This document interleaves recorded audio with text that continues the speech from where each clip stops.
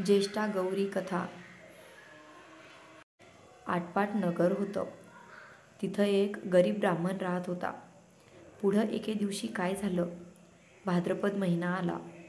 घरोघर लोकांनी गौरी आणल्या. रस्तोरस्ती बायका दृष्टीस पडू लागल्या. घंटा वाजू लागल्या. हे त्या ब्राह्मणाच्या मुलांनी पाहिलं. मुलं घरी आली. आईला सांगितलं, आई आई आपल्या घरी गौर आण. आई म्हणाली, बाळांनो, गौर आणून काय करू? तिची पूजापत्री केली पाहिजे. घावन घाटल्याचा नैवेद्य दाखवला पाहिजे. आणि आपल्या घरात तर काही नाही. तुम्ही बापाजवळ जा. बाजारातलं सामान आणायला सांगा. सामान आणलं म्हणजे गौर आणीन. मुलं तिथून उठली. बापाकडे आली. बाबा बाबा बाजारात जा. घावन घाटल्याचं सामान आणा म्हणजे आई गौर आणील. बापानं घरात चौकशी केली. मुलांचा नाद ऐकला. मनात फार दुःखी झाला. सोन्यासारखी मुलं आहेत, पण त्यांचा हट्ट पुरविता येत नाही. गरिबापुढं उपाय नाही. मागायला जावा तर मिळत नाही. त्यापेक्षा मरण बरं म्हणून उठला. देवाचा धावा केला. तळ्याच्या पाळी गेला. जीव द्यावा म्हणून निश्चय केला. अर्ध्या वाटेवर गेला.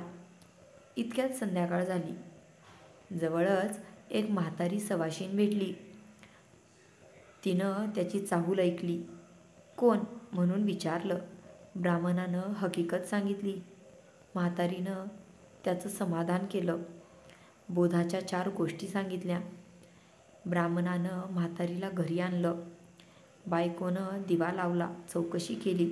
पाहुण्याबाई कोण आणल्या म्हणून विचारलं. नवऱ्यानं आजी म्हणून सांगितलं.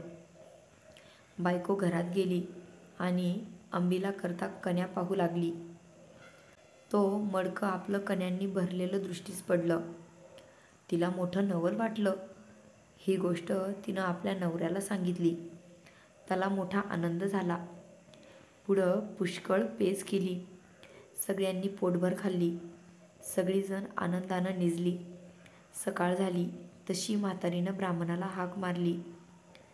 मुला मुला मला न्हाऊ घालायला सांग म्हणून म्हणाली.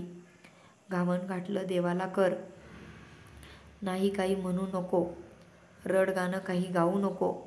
ब्राह्मण तसाच उठला. घरात गेला. बायकोला हाक मारली. अगं अगं ऐकलंस का? आजीबाईला न्हाऊ घाल असं सांगितलं. आपण उठून भिक्षेला गेला. भिक्षा पुष्कळ मिळाली. सपाटून गूळ मिळाला. मग सगळं सामान आणलं. ब्राह्मणाला आनंद झाला. बायकोनं सर्व स्वयंपाक केला.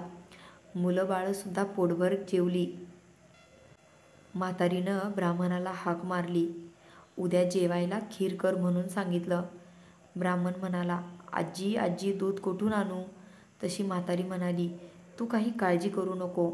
आता उठ आणि जितक्या गाई म्हशी पाहिजे असतील तितके खुंट पुर.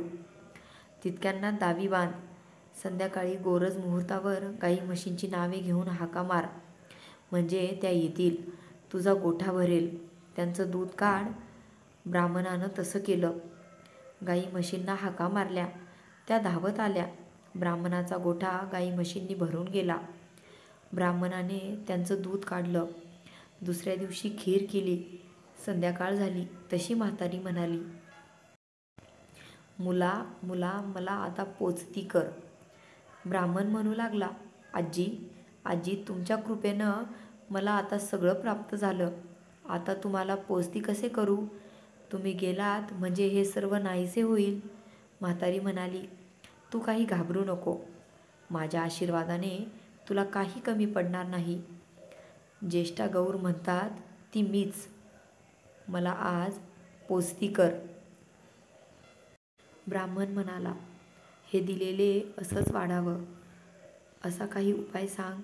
गौरीनं सांगितलं, तुला येताना वाळू देई. ती साऱ्या घरभर टाक. हांड्यावर टाक. मडक्यांवर टाक. पेटीत टाक. गोठ्यात टाक. असं केलंस म्हणजे कधी कमी होणार नाही. ब्राह्मणानं बरं म्हटलं. तिची पूजा केली. गौर आपली प्रसन्न झाली. तिनं आपलं व्रत सांगितलं. भादव्याच्या महिन्यात तळ्याच्या पाळी जावं. 2 खडे घरी आणावे. ऊन पाण्यानं धुवावे.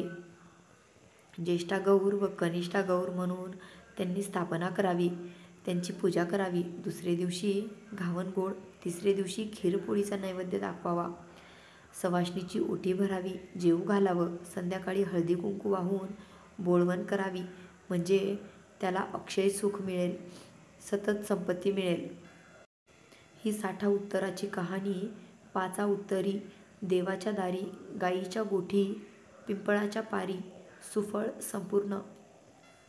धन्यवाद. तसेच आपल्या मराठी गोष्टींचे पुस्तक या चॅनलवरील मराठी बोधकथा, कहाणी आपल्याला आवडत असतील तर आपल्या चॅनलला लाईक, शेअर, सबस्क्राईब जरूर करा. मनापासून धन्यवाद.